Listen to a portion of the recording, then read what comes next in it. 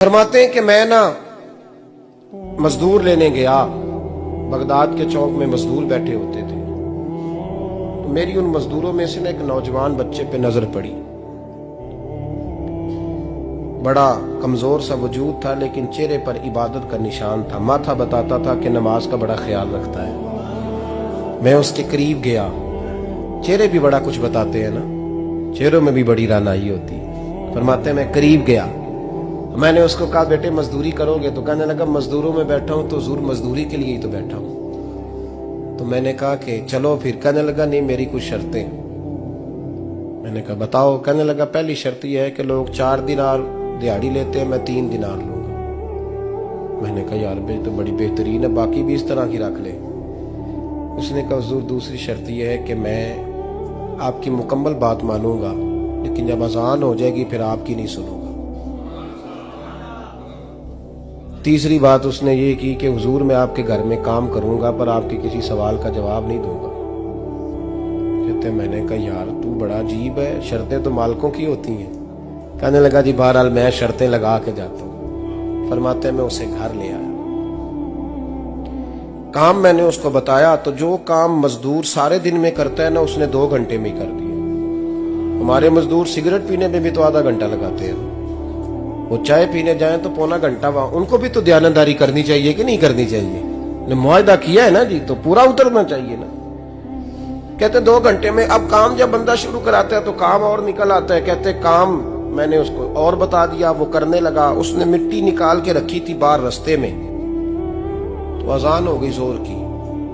उसने वहीं कुदाल छोड़ी कही और चलने लगा। तो मेरा बेटा कहने लगा इसको जरा बराबर कर दो। कहने लगे चुप कर जा, तेरे बाप से बात हुई थी, जब अजान होती है तो मैं किसी और की नहीं सुनता, सिर्फ अल्लाह रसूल की सुनता हूं। कहते मस्जिद चला गया, नमाज पढ़ के आया तो दोपहर का वक्त था। मेरी बीबी कहने लगी इसको को खाना खा ले। कहते हमने कहा खाना खा लो। तो कहने लगा मैंने रोजा रखा, रमजान भी नहीं था, नफली रोजा रखा हुआ। फरमाते हैं शाम हुई, मैंने 3 दिनार दिए। तो मैंने कहा तेरा नाम क्या है? कहने लगा मैंने आपसे कहा था मैं किसी सवाल का जवाब नहीं दूंगा। वो चला गया। अगले दिन मैं फिर लेने गया उसे, काम कुछ और निकल आए। तो लोगों ने बताया वो सिर्फ हफ्ते वाले दिन आता है। मैंने कहा क्यों? कहने लगे जी वो कहता है मेरा हफ्ते का खर्चा 3 दिनार है, जब 3 दिनार कमा लेता हूं तो बाकी सारा टाइम अल्लाह रसूल की जिक्र में गुजार दिया करता हूं। फरमाते हैं जी अगले हफ्ते मैं फिर लेने गया। मैंने पूरा हफ्ता इंतजार किया कि काम उसी से कराना है। मैं जब गया तो मैंने कहा चलो। कहने लगा मेरी शर्तें याद है ना? और मैंने कहा याद है भाई, साथ चल। फरमाते हैं काम कराया। 2-3 हफ्ते वो आता रहा। 1 हफ्ते में गया तो लोगों ने कहा हुजूर आज नहीं आया। क्यों? कहने लगे बीमार हो गए। कहाँ घर है? कहने लगे बगदाद के कब्रिस्तान के पीछे जो कच्ची आबादी है उसमें रहता है। फरमाते मैं गया, दरवाजे पे दस्तक दी तो कहने लगा हुजूर आप हैं? दरवाजा खुला है, आ जाइए। फरमाते हैं मैं अंदर गया तो मैंने कहा तुम्हें कैसे पता चला मैं आया हूं? कहने लगा हुजूर अल्लाह वाले हो, आप नहीं आना था, वरना अमीर तो गरीबों का पता लेने कोई नहीं आते।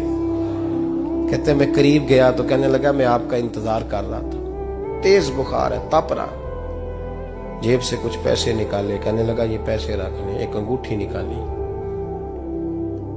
कहने लगा हुजूर आज रात को मेरा इंतकाल हो जाएगा, इन पैसों का कफन खरीद के सुबह जनाजा पढ़ के मुझे दफन कर देना, और जब दफन करो तो ये अंगूठी लेके असर के बाद हारून रशीद के पास जाना।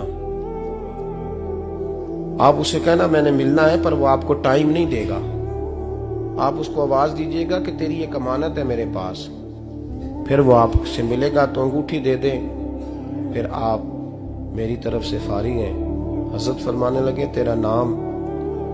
और कहने लगा हुजूर वक्त थोड़ा है, आज रात मैंने जाना है, बड़ी लंबी माफी मांगनी है रब करीम से, अगर मुनासिब समझे तो मुझे अपने रब से तन्हाई कर दे। फरमाते हैं मैं आ गया, पर उसकी बातों ने मुझे सारी रात सोने नहीं दिया। फरमाते सुबह बड़ी मुश्किल से सूरज निकला। मैं गया, दरवाजे पे हाथ रखा तो दरवाजा खुला हुआ था। अंदर दाखिल हुआ तो खुशबुएं मेरा इस्तकबाल कर रही थी। जब चेहरे से कपड़ा हटाया तो उसका तो इंतकाल हो चुका। इंतकाल हो चुका है, ऐसे है जैसे किसी का दीदार करके सोया। कहते मैं तो 2 आदमी ले गया था जनाजे पे, पर पता नहीं दुनिया किधर किधर से आई, कहां कहां से। अखा जदों मीटियां जमाना मैनू रोवेगा, अपना ते अपना बेगाना मैनू रोवेगा। फरमाते हैं मैं तो 2 बंदे ले गया था, पर पता नहीं मखलूक कहां कहां से आई। जनाजा पड़ा, दफन किया। हारून रशीद के पास में असर के बाद गया। मैंने बुलाना चाहा पर बादशाह था, मेरी तरफ देखा ही नहीं। मैंने उसको कहा तेरी एक अमानत मेरे पास है। फरमाते हैं मुझे कोने पे ले गया, क्या बात है, कमरे में बुलाया, मैंने अंगूठी दी। हारून रशीद तो चीखे मारने लगा, कहने लगा अंगूठी वाला कहाँ है? मैंने कहा वो तो इंतकाल कर गया। कहने लगा मुझे कब्र पे ले चल। कहते मैं कब्र पे लाया तो वो लेट गया, तड़प के रोने लगा। मैंने कहा मेरा कलेजा फट जाएगा, ना उसने कुछ बताया ना तूने बताया, ये कौन था? तो हारून रशीद कहने लगा ये मेरा बेटा था। मैंने कहा तेरा बेटा और मजदूर? कहने लगा हुजूर ये हजरत दाऊद ताई के पास बैठा करता था, उनका मुरीद था। मुझे रोज कहता था अब्बा तूने बड़ी दुनिया इकट्ठी कर ली है, मरते वक्त तुझसे टांगे समेटी नहीं जाएंगी, इतना हिसाब नहीं तू दे सकेगा। मैं इसको समझा देता, इसकी अम्मा समझा देती। ये रोज हमें कहता छोड़ दो, आ जाओ अल्लाह रसूल की बारगाह में झुक जाएं। हम समझ। एक दिन ये चला गया, कहने लगा फिर तुम्हारा रास्ता और है और मेरा रास्ता और है। ये सोने की अंगूठी गलती से इसके पास रह गई, गलती से हीरे की अंगूठी चली गई। कहने लगा देखो मेरे बेटे ने आज वो भी वापस कर दी है। फिर तड़प के कहने लगा हारून रशीद था तो ये मेरा बेटा, पर मेरा मुर्शद निकला, मेरा पीर निकला। भाई जिंदगी तो बड़ी थोड़ी है ना। बाबा साहब ने कहा था उठ फरीदा सुत्या, और दाढ़ी आ गया पूर, अग्गा नेड़े आ गया, पिछा रह गया दूर। उठ फरीदा सुत्या, खलकत वेखन जा, मते कोई मिल जाई बख्शिया ते तू ही बख्शिया जा। उठ फरीदा सुत्या, झाड़ू दे मसीत, तू सुते रब जागदा, तेरी डाडे नाल परीत। मेरा रब हमें भी अपनी बारगाह में कबूल फरमा।